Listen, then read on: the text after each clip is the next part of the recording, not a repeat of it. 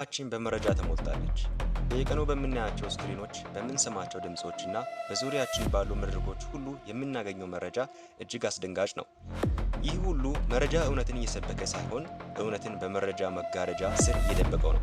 በየአቅጣጫው የተንሰራፉ የተሳሳቱ ትምህርቶች፣ የሰው ልጅ የፈለሰፋቸው አስተምህሮዎችና የዘመኑን መንፈስ ተከትለው የሚመጡ አዳዲስ ራዕዮች ሰውን ወደ ጥርጣሬ መንገድ ውስጥ ከተውታል።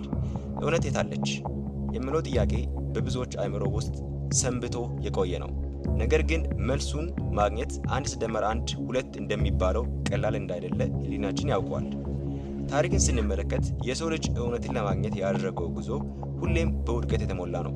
እስቲ ያስቡት፣ በሺህ ዓመታት ውስጥ ስንት ስልጣኖች ተነስተዋል? ስንት የሃይማኖት መሪዎችና አስተምህሮዎች በሺዎች የሚቆጠሩ ሰዎችን ተከትለው አዝምተዋል?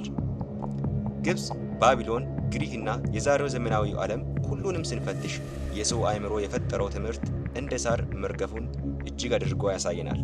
እንደ ቅጠል ረግፎ እንደ ጭስ ተኖም ጠፍቷል። የሰው ልጅ የፈጠራቸው እውነቶች ሁሉ የጊዜን ፈተና መቋቋም አቅቷቸው በታሪክ ገጾች ውስጥ ተቀብረው ቀርቷል። ዛሬ በቲክቶክ፣ በዩቲዩብ እና በተለያዩ ማህበራዊ ሚዲያዎች ላይ የምናያቸው የሐሰት ትምህርቶች በትክክል የዚሁ የቆየ የሰው ልጅ የትምክህት ውጤት ናቸው ብዬ አምናለሁ። ሰዎች የራሳቸውን እውነት ለመፍጠር ይሯሯጣሉ። አንድ ሰው ከሌላው ይበልጣለሁ ብሎ በሚያቀርበው አስተምህሮ በሚሊዮኖች የሚቆጠሩ ተከታዮችን ማፍራት ይቻላል። ነገር ግን ቁጥር ማለት እውነት ማለት አይደለም። የሰው መብዛት ማለት የፈጣሪን ሐሳብ ማረጋገጫ ማለትም አይደለም። ነገር ግን በሁሉ ነገር መሃል አንድ የማይናወጥ ሐሳብ አለ። የሰው ልጅ በሺዎች የሚቆጠሩ የሐሰት ትምህርቶችን ቢፈጥር፣ መድረኮቹን ቢቆጣጠር እና እውነቱን በውሸት ቢጋርደውም የፈጣሪ ዓላማ ግን የዚያ ተቃራኒ ሆኖ ይቆያል። እግዚአብሔር ሐሳብ ዘመናት ቢሻሩ የማይሻር፣ ትውልዶች ቢቀያየሩ የማይቀየር፣ የጊዜን ፈተና ተሻግሮ ዛሬም የቆመ ጥንካሬ አለው። ይህ ዓላማ በታሪክ መጀመሪያ ላይ የተነገረ፣ በነቢያት አፍ የታተመና በዘመናት ሁሉ በክርስቶስ ክብር የታየ ነው። የሰው ልጅ የፈለሰፈው ትምህርት ሁሉ እንደ አሸዋ ግንብ በጊዜ ማዕበል ሲጠራረግ እግዚአብሔር ቃል እንደ ዓለት ጸንቶ ይኖራል። ሰላም የጌታ ብሩካን። ለማታውቁኝ ፍራውል እባላለሁ። እንግዲህ በአዲሱ አካውንቴ ብቅ ብያለሁ ማለት ነው። ከላይ ለማብራራት እንደሞከርኩት የዚህን ቻናል ዓላማ በግልጽ አስቀምጬላችኋለሁ ብዬ አስባለሁ። ይህም ዓላማ በዚህ መድረክ ላይ የምናቀርበው ነገር የሰውን ስሜት ለማርካት ወይም የቡድን ክርክር ለማሸነፍ አይደለም። ዓላማችን የሰው ወግ ወይም ዘመናዊ አስተምህሮ ሳይሆን ዘመናት ቢሻሩ የማይሻረውንና የጸናውን እግዚአብሔርን ሐሳብ በመጽሐፍ ቅዱስ ሚዛን ማቅረብ ነው።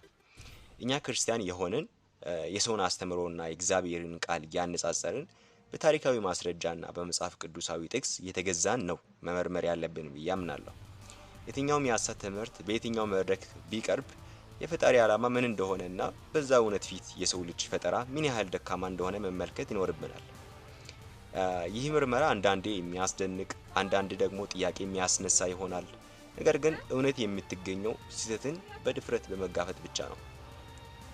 ስለዚህ የሌላ እምነት ተከታይም ብትሆን ይህን ቪዲዮ ያለ ሰው ማለት ነው፣ እውነትን ከሐሰት ለይተህ ማወቅ ከፈለክ የሰው አእምሮ ከፈጠረው የሃይማኖት ውዥንብር ወጥተህ የዘመናት ፈጣሪ ወደ ሆነው እውነት ለመምጣት ቀጠሮ አትያዝ ልል እፈልጋለሁ። ጊዜ የለህምና። ይህ ቻናል እውነተኛውን መንገድ ለሚፈልጉ የተዘጋጀ ስለሆነ ቀጣይ ቪዲዮዎቻችን ብዙዎቻችሁን የሚያነቃቁ የብዙዎችን ጥያቄ የሚመልሱና የሐሰትን መዋቅር የሚፈታተኑ ይሆናሉ።